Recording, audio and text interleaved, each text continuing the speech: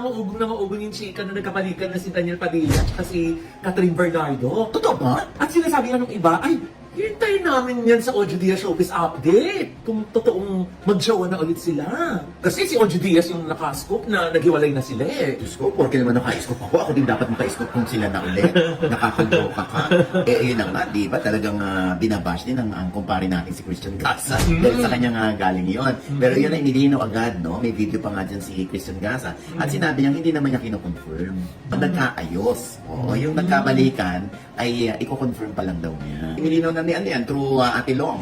Oo, yung talagang number one fan ni Katrina. Nagkasama sila. O, ang sabi ni Mami Min Bernardo, oo, eto.